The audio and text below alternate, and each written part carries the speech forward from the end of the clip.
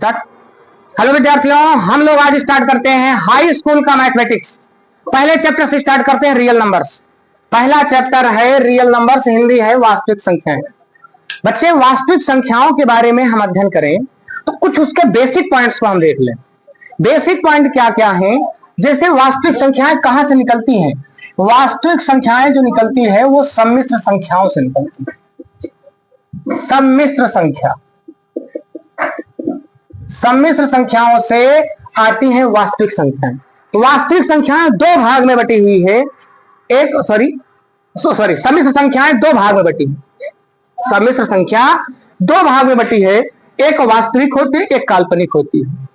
अब इसका हमें ट्री अगर बनाना हो, ट्री का मतलब जैसे ये, इसमें से हम बांटे, यहां वास्तविक संख्या, इस साइड बांटते काल्पनिक संख्या, फिर वास्तविक संख्याओं के भाग। तो हम इतना ज्यादा आपको डीप में नहीं ले जाना चाहते, आप जो बेसिक पॉइंट है उन्हें जानते हैं।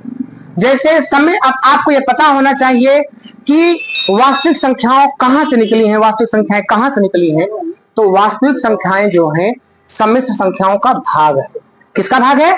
सम्मिश्र संख्याओं का भाग। थोड़ा से हम बेसिक पे जाने से पहले और भी चीजें बता दें।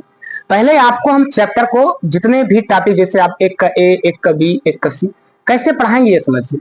पहले आपको जो भी हम पढ़ाएंगे, जैसे एक का ए पढ़ा रहे हैं, इसको मैं नई किताब जो अभी लेटेस्ट में लगी है उसके अनुसार पढ़ाएंगे। जैसे एक का ए जो नई किताब में होगा उसके अनुसार आप पढ़िए। अगर हमारे कुछ विद्यार्थी कमेंट करते हैं सर हमारी पुरानी किताब से भी पढ़ा दीजिए, तो हम पुरानी किताब को भी लेके आपके सामने आएंगे। तो आपको ये जानना है कि हम नई किताब पढ़ाएंगे।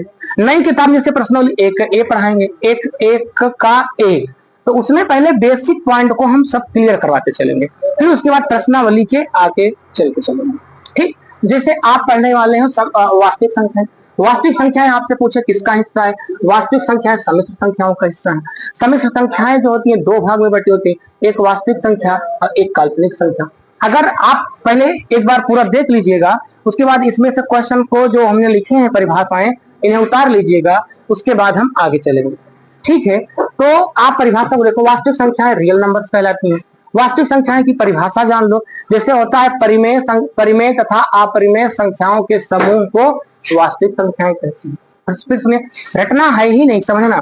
परिमेय तथा अपरिमेय संख्याओं के समूह को वास्तविक संख्याएं कहलाती हैं। वास्तविक संख्या का हिस्सा जीरो भी है, दो, कोई भी संख्या रूट के अंदर जो भी हो वो भी वास्तविक संख्या, और माइनस का दो, 1/2। यानी वास्तविक संख्याएं जो पूर्णांक है, परिमेय संख्या है, अपरिमेय संख्या है, काल्पनिक संख्या है, सभी को मिला करके ये वास्तविक संख्याएं कहलाती हैं। वास्तविक संख्या के बाद अगली हेडिंग होती है काल्पनिक संख्या, जिसको इंग्लिश में इमेजिनरी नंबर्स बोलते हैं। काल्पनिक संख्याओं की परिभाषा आप देखो। वास्तविक संख्या बनती कैसी है? परिमेय तथा अपरिमेय संख्याओं के समूह से। वैसे काल्पनिक संख्याएं वे संख्याएं जो ऋणात्मक संख्याओं का वर्गमूल होती है। जो संख्याएं ऋणात्मक संख्याओं का वर्गमूल हो, जैसे 70 माइनस में, इसके ऊपर वर्गमूल लग गया तो -70, ये काल्पनिक कहलाता है। जैसे -6, -5, ये काल्पनिक कहला रहे हैं। ठीक है, तो परिभाषा होगी वे संख्याएं जो ऋणात्मक संख्याओं का वर्गमूल होती हैं उन्हें काल्पनिक संख्या कहते हैं। अब आते हैं, बात थोड़ा आगे बढ़ाते हैं। इसी का एक वर्जन आप 11th में पढ़ोगे, जिसमें आपको जैसे -1 का मान क्या होता है,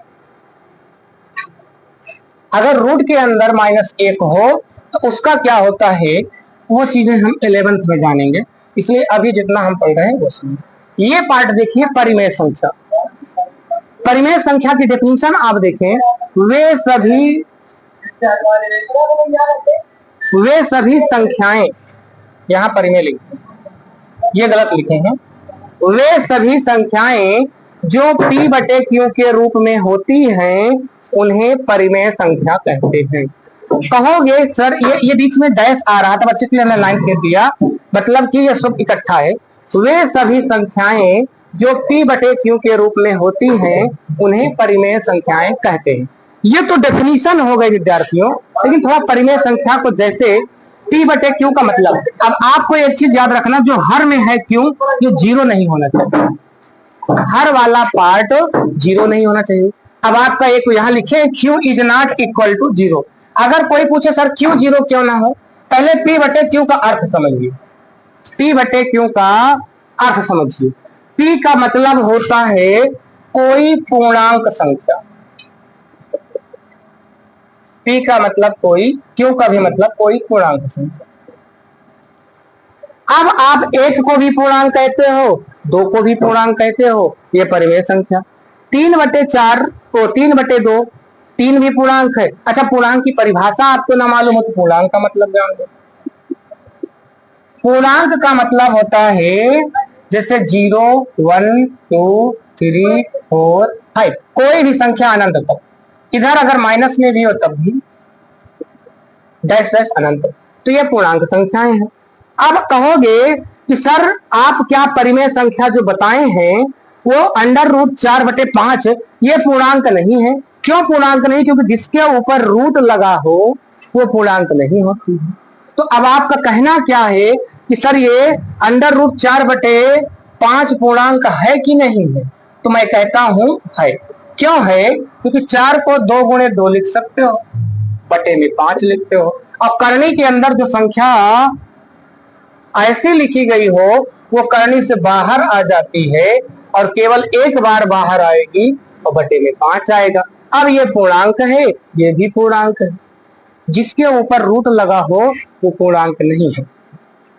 बच्चे इसको जैसे 16 की हम बात कर लें, √16/2, 16 को लिख सकते हो 4 गुणे 4 बटे में 2। जो संख्या 2 बार रूट में हो वो बाहर निकल के 1 बार बनती है, 2 से 2 कटेगा, ये 2 अकेले बचेगा। अब आपका एक क्वेश्चन हो सकता है, सर अभी बोले थे P बटे Q के रूप में, यानी P ऊपर हो तो Q नीचे हो, इसके नीचे कुछ नहीं तो कितना? 1। फिर सुन लो, वे संख्याएं जो P बटे Q के रूप की होती हैं उन्हें परिमेय संख्याएं कहते हैं। जैसे 1/2, ऊपर 1 है नीचे 2, 1 पूर्णांक होना चाहिए, 2 भी पूर्णांक होना चाहिए। 3/2 ऊपर पूर्णांक, 4/2 कहो सर ये अंडर रूट में तो पूर्णांक नहीं है। मैंने ये बताया 4 को 2 गुणे 2 लिख सकते हैं, और ये रूट से बाहर अगर कोई संख्या रूट में 2 बार है तो रूट से बाहर निकलने पर 1 बार बन जाती है। ये 2/5 है, ये भी पूर्णांक, ये भी पूर्णांक। उसी प्रकार 16/2, 16 को 4 चौक 16 बोलते हैं, रूट से बाहर निकला तो ये बचा, इसके बटे में कुछ नहीं तो 1, ये भी पूर्णांक संख्या। ठीक है बच्चे, अब एक क्वेश्चन आपका हो सकता है कि सर जी आपने ये परिभाषा लिखा है, यहाँ पर Q का मान 0 नहीं हो सकता, ऐसा क्यों? P बटे Q होता है तो आपने यहाँ लिखा कोष्ठक में Q is not equal to 0। P के स्थान पर 2 लिखे, Q के स्थान पर हमने कहा 0 लिख लो। तो अगर आप 0 लिखते हो और हर में 0 होता है तो इसका मान अनंत आता है। इसीलिए मैंने कहा कि हर में 0 नहीं होना चाहिए। ठीक है, आगे तो ये हो गया परिमेय संख्या। अपरिमेय संख्याओं के बारे में बात करें, वे संख्याएं जो P बटे Q के रूप की नहीं होती हैं उन्हें अपरिमेय संख्याएं कहते हैं। P बटे Q के रूप की नहीं होती हैं मतलब समझिए थोड़ा, जैसे मेरी बात सुनिएगा, जैसे ये √3 कहोगे सर √3 जो है ये P बटे Q के रूप में नहीं, इसमें भी तो एक है नीचे, एक नीचे है। मैंने बोला था ये संख्या पूर्णांक होनी चाहिए। पूर्णांक का अर्थ ये होता है इसके अंदर रूट नहीं हो। √3 पूर्णांक का मतलब पूर्ण अंक। अगर इसे थोड़ा और आगे बढ़ाएं तो √3 का मान होता है 0.732 और बटे में 1। बच्चे ये पूर्णांक नहीं है, दशमलव आ जाए तो पूर्णांक नहीं है, इसलिए ये जो है बच्चे परिमेय संख्या नहीं, अपरिमेय संख्या। क्यों अपरिमेय संख्या? क्योंकि ये रूट में, और अगर यही जो संख्या हमने कहीं लिखा है वो रूट से बाहर आ जाती तो अपरिमेय ना होती, वो परिमेय हो जाती। जैसे 4 को 2 गुणे 2 लिखे तो ये 2 बाहर, ये परिमेय है। क्यों? ये बाहर आ गया। जो रूट के अंदर 2 बार हो बाहर है, और जो रूट से बाहर ना निकल सके वो पूर्णांक संख्या नहीं होती, इसलिए वो अपरिमेय संख्या है। जैसे ये √5, √6 रूट से बाहर नहीं आएगा। अच्छा, कई लोगों को क्वेश्चन होगा सर कैसे जाने कौन सी संख्या रूट से बाहर आएगा? आपसे बता दें जैसे 4, ये क्लियर हो गए हो तो आगे बढ़ेंगे। अब थोड़ा से हम संख्या रूट से बाहर निकालना बता दें, आप थोड़ा इस पे भी सीख लीजिए। कौन सी संख्या रूट से बाहर निकलेगी कौन सी संख्या रूट से बाहर नहीं निकलेगी। बेसिक को आप बिल्कुल ध्यान में रखते हुए चलिएगा और एक एक पॉइंट को सही ढंग से पढ़ते चलिएगा। आपने पढ़ा था अपरिमेय संख्या, हमने कहा जैसे ये 4 है, 4 रूट से बाहर निकल सकता है कि नहीं, 2 गुणे 2 लिखा। हमने एक ट्रिक बताया था कि अगर ये संख्या 2 बार है रूट के अंदर तो रूट से बाहर आकर के 1 बार बचेगा। अब कई लड़के कहें सर इसको सिद्ध करके दिखा दीजिए, तो हम सिद्ध भी कर देते हैं 4 को। अब इसको सिद्ध कैसे करें? 4 को आप लिख सकते हो 2 गुणे 2। आपको बता दें इसके ऊपर भी घात 1 है, इसके ऊपर भी घात 1 है। अगर वही संख्या 2 बार है तो उसको 2 बार लिखने के बजाय एक ही बार लिखना। इसकी दोनों की घात जोड़ के कितना कर दिए? 2 कर दिए।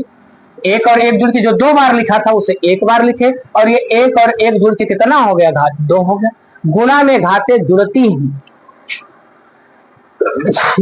सॉरी विद्यार्थियों, ये एक बार देख लीजिए, गुणा में घाते ये 2 और 2 दोनों गुणे में है। इसके ऊपर 1 और 1 घाते हो तो जुड़ के 2 हो जाएगी। और ये जो 2 है वो आपने ऐसे जब लिखा 2 लिखा तो आपको एक जानकारी और भी दे दिया जाए। इस अंडर रूट का मान होता है 1/2। कोष्ठक तोड़ें आप, जब कोष्ठक तोड़ोगे तो ये रूट आगे जाकर के ऐसा हो जाए। अब ये 2 से ये 2 कट जाता है, 2 की घात 1 बचता है। किसी भी संख्या की घात 1 हो। अब कोई आपसे पूछे सर ये आपने ऐसा क्यों कर दिया था, ये वाला पॉइंट, ये वाला पॉइंट आपने लास्ट में 2 अकेले क्यों लिखा था? तो इतनी प्रक्रिया होती है तब 2 अकेले लिखा। आगे बढ़िए, आगे बढ़ते हैं। आपने हेडिंग डाला था अपरिमेय संख्या, अब हेडिंग डाल दो पूर्णांक संख्याएं।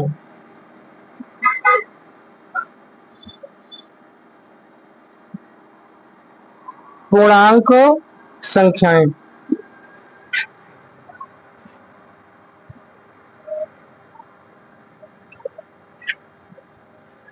पूर्णांक संख्या।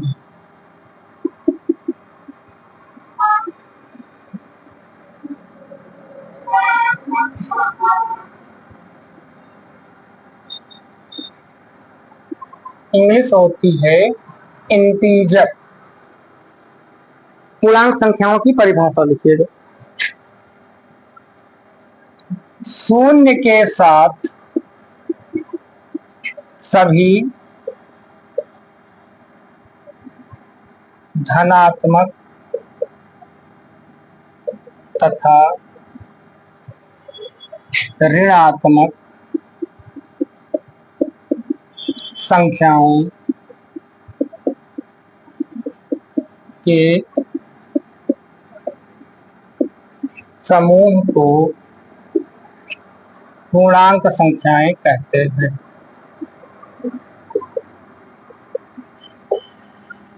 संख्याएं कहते जैसे कौन कौन से? पूर्णांक संख्याओं के बारे में कोई कहे तो आप शून्य के साथ, परिभाषा देखो, शून्य के साथ सभी धनात्मक, शून्य के इस साइड आते हो तो धनात्मक संख्याएं आती हैं, कुछ भी संख्या। शून्य के इस तरफ जाते हो तो ऋणात्मक आती है।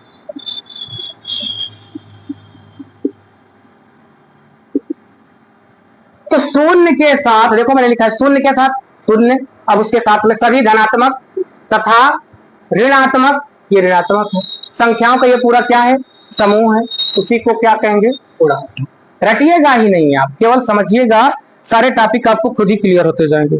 अगली हेडिंग डाल दो, आपको क्या लिखना है? अभाज्य संख्याएं।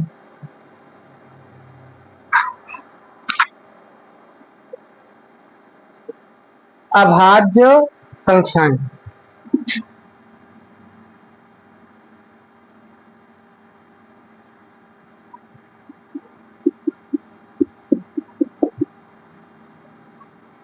अभाज्य संख्याएं।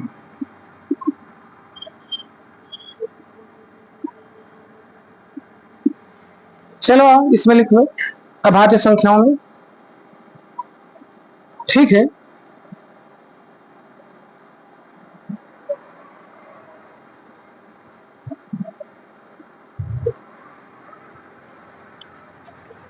अभाज्य संख्याएं वे संख्याएं जो एक व खुद के अलावा किसी अन्य संख्या से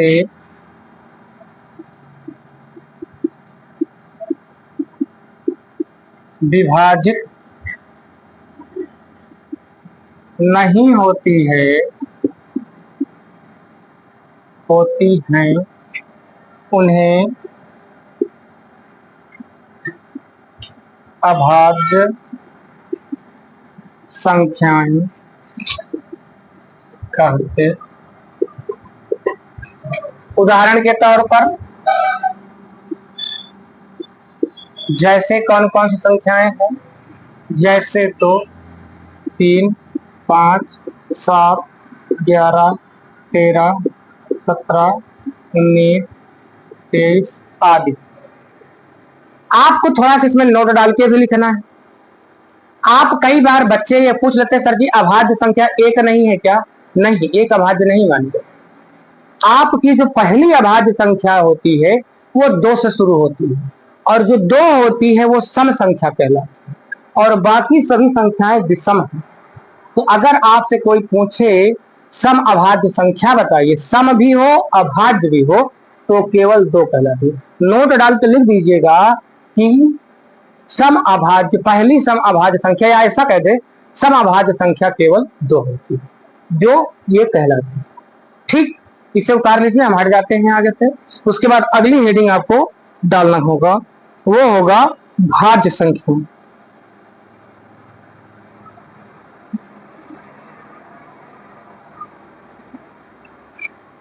भाज्य संख्याएं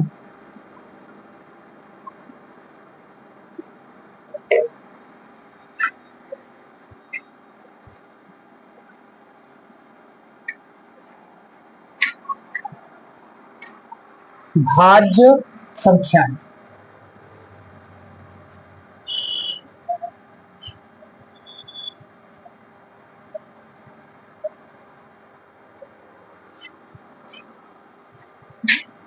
भाज्य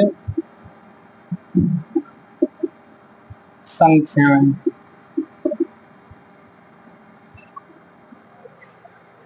देखिए, वे संख्याएं जो एक तथा खुद के अलावा किसी अन्य प्राकृत संख्या से विभाजित होती हैं उन्हें भाज्य संख्याएं कहते।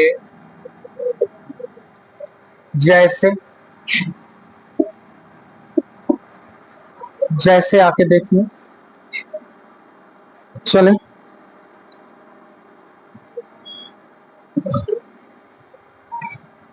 4, 6, 8, 10। पहले मैं एक तरफ लिख रहा हूं अभाज्य, दूसरी तरफ लिख रहा हूं भाज्य। अभाज्य संख्याएं, यहां संख्याएं लिख सकते हो, यहां संख्याएं आप खुद समझ लीजिए संख्याएं हैं। आपसे अगर जैसे कह दिया जाए पहली अभाज्य संख्या 2, 2 किससे कटेगा? 2 तो या तो 2 से कटेगा या तो 1 से कटेगा। अगर 2 को काटेंगे 1 से तो 1 2 के 2 आएगा 2 ही।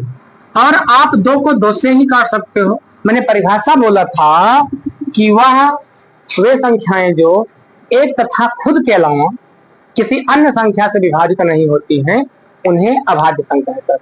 जैसे 1 से कटेगी या तो खुद मतलब 2 है तो 2 को 2 ही से काट सकते हो।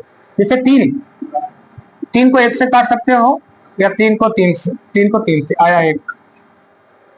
भाज्य में 4 लिखे, 4 किससे कर सकता है? 4 2 से कर सकता है, 2 दूनी। 4 को मैंने बोला पहले 1 से काटो, 1 से कटे, या देखो लिखे 1 से, 1 चौके 4 आया 4।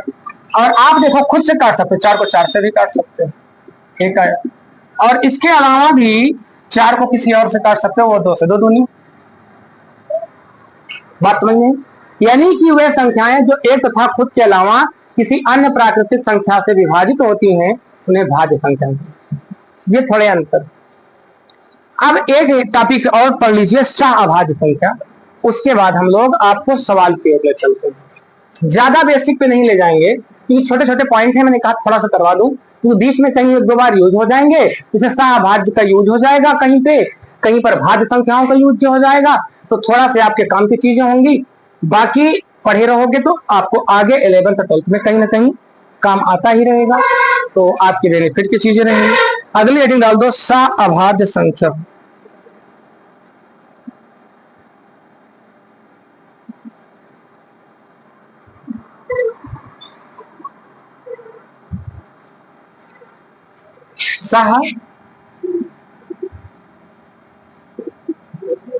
सहअभाज्य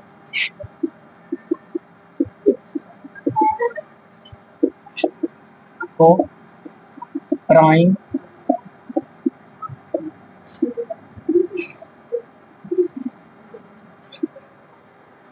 चलिए सहअभाज्य संख्या की डेफिनेशन देख लीजिए कैसे होगी।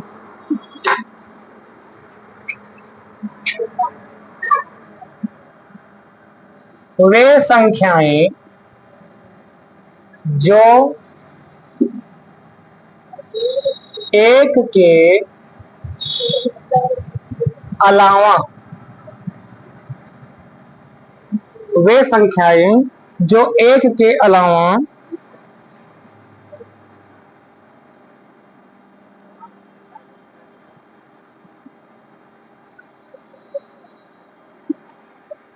किसी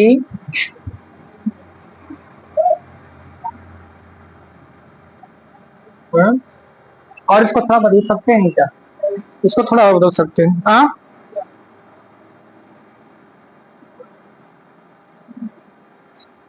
चलो, किसी अन्य संख्या से विभाजित नहीं होती हैं उन्हें सहअभाज्य संख्याएं कहते। बात हमारी सुनिए। जैसे सहअभाज्य संख्याएं जो हैं जो केवल एक ही संख्या से विभाजित हो, किसी अन्य से नहीं, जैसे 2 संख्या आप लीजिए और सहअभाज्य संख्याएं सब है 2 संख्याओं से तुलना करने के लिए दे देते, जैसे 2 और 3, ये दोनों संख्याएं स्वयं से कटेंगी, किसी अन्य संख्या से नहीं कटेंगी। जैसे 5 और 7, ये दोनों सहअभाज्य संख्याएं, इन दोनों को अगर काटा जाए तो 2 से 1 से 1 कटेगी या तो 1 से 1 कटेगी और किसी अन्य संख्या से नहीं कटेगी, यही सहअभाज्य कहलाएंगे। और भी हैं, जैसे 5 7 हो गया और 7 11 हो गया, 11 13 हो गया, बहुत संख्याएं हैं, बहुत सारी संख्याएं। आ जाओ हम लोग अब सवाल प्राप्त करते हैं। एक सूत्र और भी है, उसको भी मैं लिख देता हूं, मिटा दूं तो सूत्र को भी मैं लिख देता हूं।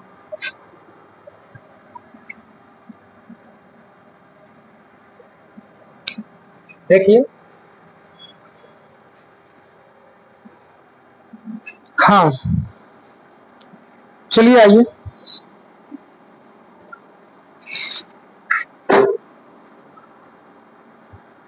जैसे आप इस चैप्टर के अंदर लासा और मासा पढ़ोगे तो इसमें काफी तो और थे, काफी हद तक काट दिया है।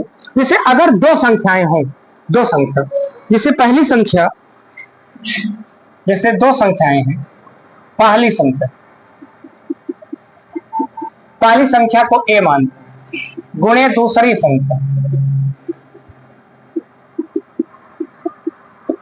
संख्या को b मान। पहली संख्या गुणे दूसरी संख्या अगर लिखना हो तो इसे कैसे लिखोगे, इसको कैसे हल करोगे, क्योंकि इस पे सवालें आएंगी। पहली संख्या गुणे दूसरी संख्या बराबर HCF। HCF को बोलते हैं गुणे LCM। HCF का मतलब मासा, LCM का मतलब होता है लासा। पहली, इसको शॉर्ट में ऐसे भी लिख सकते हैं, पहली संख्या को A, दूसरी संख्या को B, गुणे में HCF गुणे LCM। अब इसमें हम लोग सवाल को करते हैं। सवाल करने के बाद इस चैप्टर से जुड़े हुए टॉपिक का उदाहरण दिखाएं। देखो किताब का क्वेश्चन दिख रहा है, किताब का क्वेश्चन आप बुक में खुद देख लीजिए। अरे इसमें दिख रहा है यार नितिन, देखो, तुमको पता नहीं क्या करते हो, क्वेश्चन दिख रहे हैं पूरे। तो ये क्वेश्चन देखिएगा आप लोग। जैसे इसमें पहली सवाल क्या बोला है, एक बार और टाइप देख लीजिएगा, ये आप देख लीजिएगा, ठीक। इसको पढ़ लीजिएगा, किस चीज के पास किताब नहीं होगी नोट कर लीजिएगा, उसके बाद देखिए। और मनोहर रेखा क्वेश्चन देखिए, पहला क्वेश्चन सवाल में बोला है निम्नलिखित संख्याओं को अभाज्य, देखो अभी पढ़े थे आप, इसलिए अभाज्य पढ़े। निम्नलिखित संख्याओं को अभाज्य गुणनखंडों, अभाज्य गुणनखंडों के रूप, गुणनखंडों के गुणनफल के रूप में, गुणनफल के रूप में व्यक्त कीजिए। जैसे पहली सवाल, ये पहला का पहली प्रश्न, जैसे 140 करा, 140 को अभाज्य गुणनखंड के रूप में लिखो।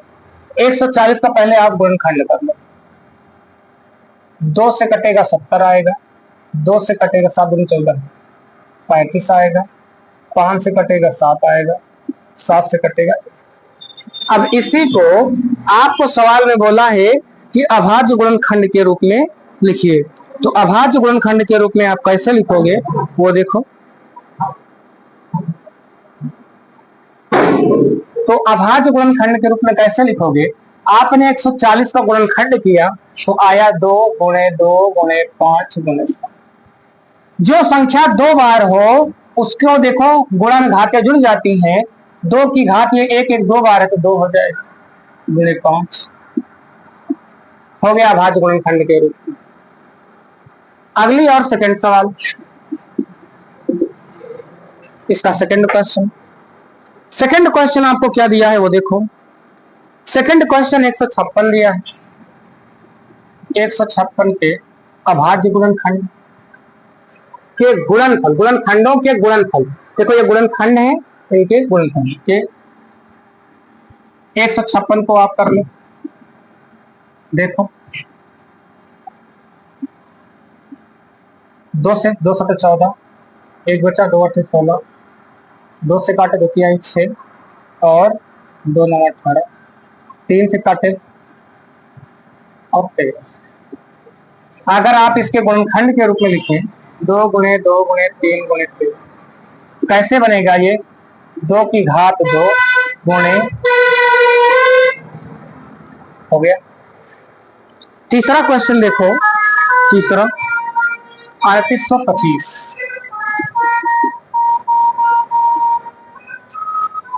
3825 ये है, इसका गुणनखंड कर लो।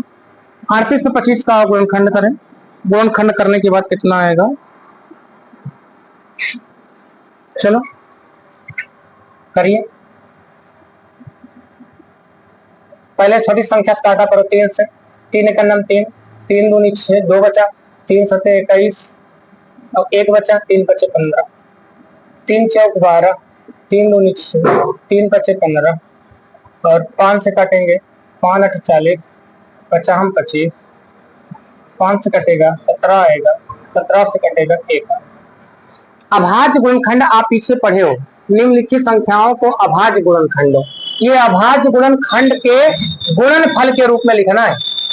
अभाज्य गुणनखंडों के अभाज्य संख्याएं आपको पता है 2, 3, 5, 7, ये अभाज्य संख्याएं होती थी, पता है कि नहीं पता?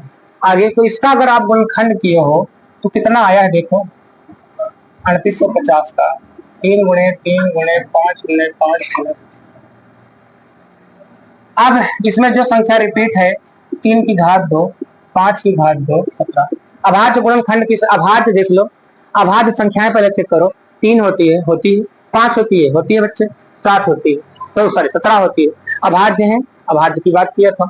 अगली और चौथी सवाल की इन्होंने बात किया है, चौथी सवाल में इन्होंने दिया है 5005, 5005। आओ इनके गुणनखंड कर लें, अभी टाइम है ना? हाँ चलिए अभी टाइम है। 5005 को काट लेते हैं।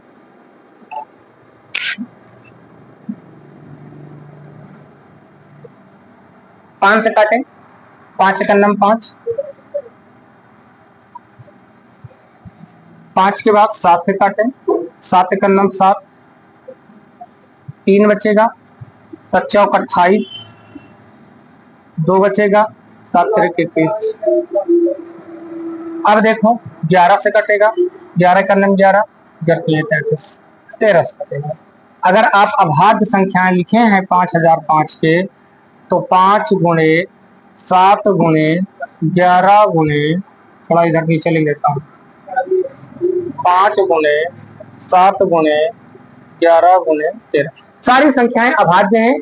सवाल में बोला अभाज्य गुणनखंडों, ये अभाज्य गुणनखंड है कि गुणनफल, ये गुणन में है तो गुणनफल के रूप में लिखेंगे। आगे कोई संख्या और बची है 74 29, एक लास्ट क्वेश्चन 74 29।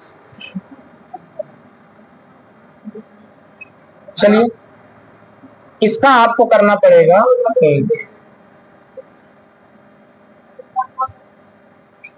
चलिए 74 29 का हम लोग कर लेते हैं गुणनखंड, और कितना आएगा उसको लिख लेते हैं।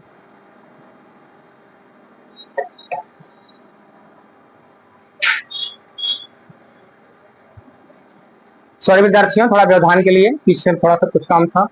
तो 74 29 का हम लोग गुणनखंड कर लेते हैं, ठीक है ना? चलो 74 29 का गुणनखंड,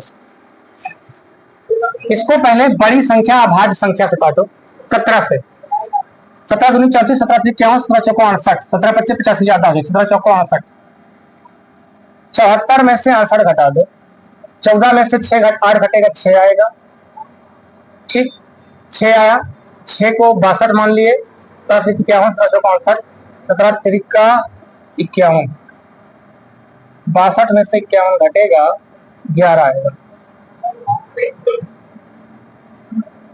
17 छक्का 102, 17 119, 7 बार किससे काटे 19 से, 19 दूनी 38, 2 5 आया, 19 तिरिक 57, 23 से कटेगा, 23 से करना 23, यानी कि इसके जो अभाज्य संख्याएं हैं 17 19 23।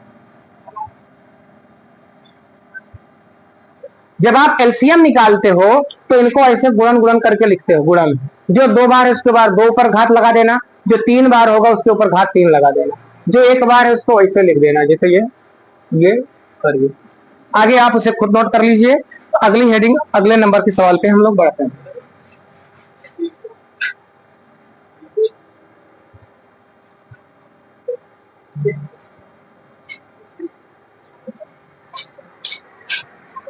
क्या?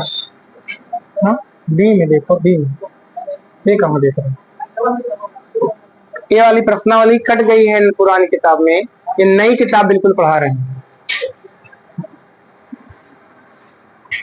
जिसको डिमांड होगी ए वाली की, वो ए भी पढ़ा देते हैं, ये नई किताब है।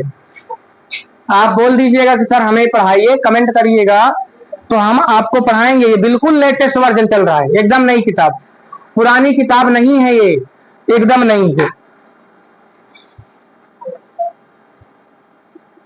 चलिए अगले क्वेश्चन की ओर। कहाँ है पूर्णांकों के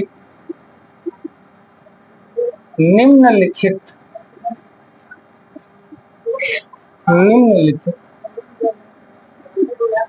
युग्मों के एचसीएफ और एलसीएम ज्ञात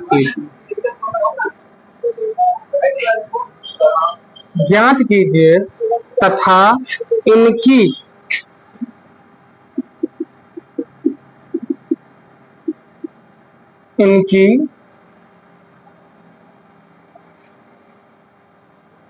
जांच कीजिए कि तथा इसकी जांच कीजिए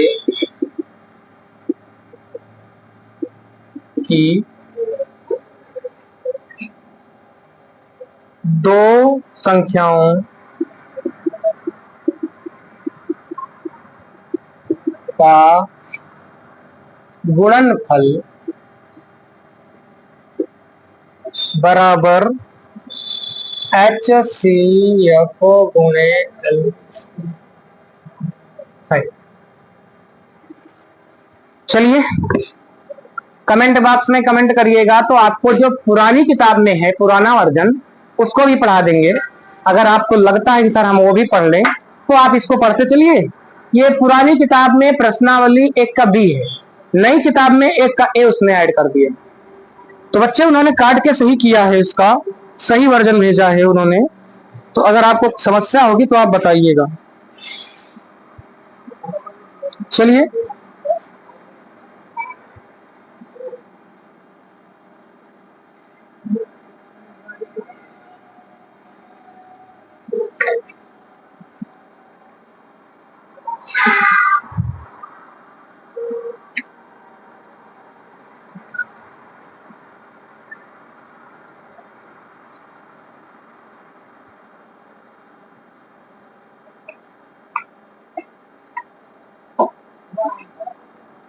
चलिए आइए देखिए, पहली सवाल है,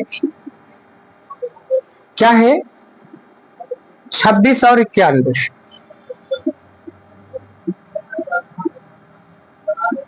तो आप लिखें 26 के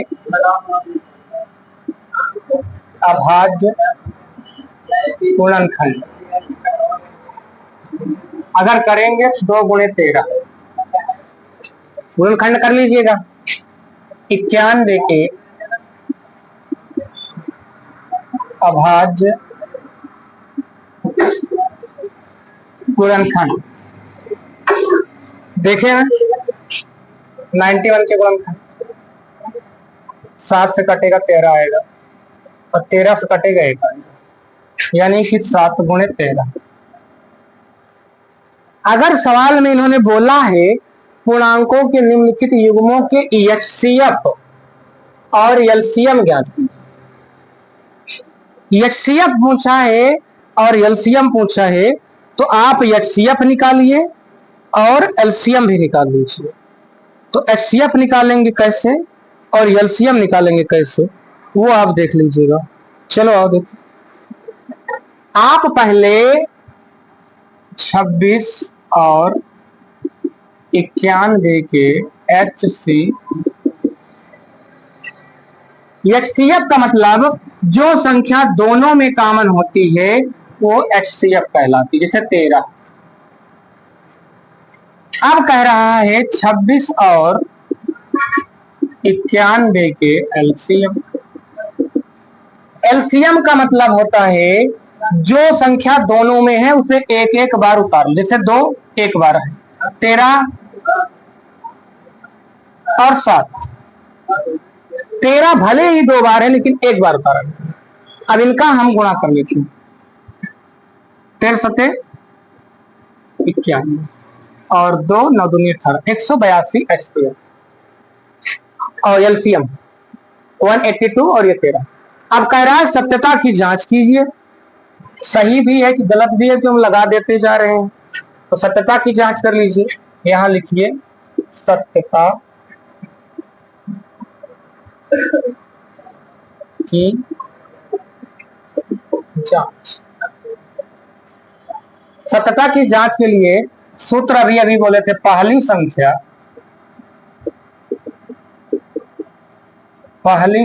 गुणे दूसरी संख्या बराबर में HCF गुणे LCM। पहली संख्या क्या है बच्चे? 26। दूसरी संख्या है 91, HCF 13 और LCM है 182। इन दोनों का गुणा करो। लेफ्ट हैंड साइड, सत्यता की जांच कर रहे हैं, लेफ्ट हैंड साइड और राइट हैंड साइड बराबर आ जाए तो सही है, बराबर ना आए तो गलत है। इसका मतलब क्या गलत है? इसका मतलब ये कि जो हमने ये निकाले हैं LCM और HCM गलत निकाले। आओ गुणा करके देख लो। जैसे है 91 का 26 में गुणा, 6 6 9 6 54, 2 से करेंगे, 2 का 9 2, 9 2 18, 6 6 8 5 13 3 हासिल 1, 23 6 6। इसका गुणा कर लो, इसका गुणा करो, 13 दूनी 26 6 हासिल 1, फिर 77 91, फिर 8 104, 2 6 हासिल 1, 13 का 9 13 14। क्या गलती है? कहीं गलत है? हाँ गलत तो है। 8 5 13 कहाँ गलत है? गलत हो रहा है कहीं पे गुणनखंड में, कहाँ गलत हो रहा है? 13 दूनी 26 की 6 हासिल 2 ना, 13 91, 13 104, 104 2 6, ओ हासिल 10, 13 का 9 13,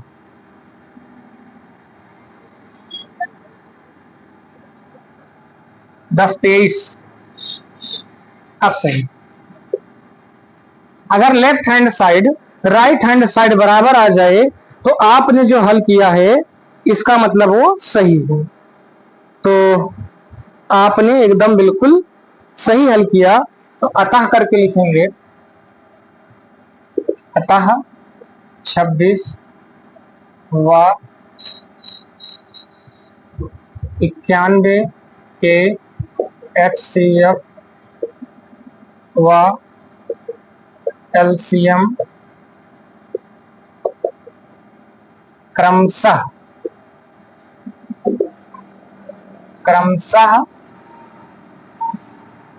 13 व 100।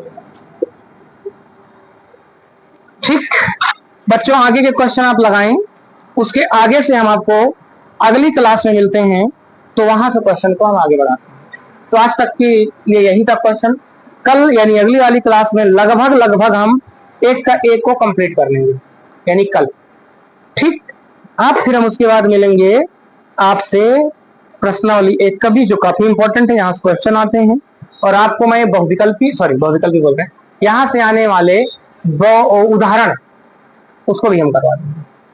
ठीक, तो आज के लिए इतना ही रखते हैं, आपकी क्लास यहीं एंड करते हैं, फिर मिलते हैं अगली।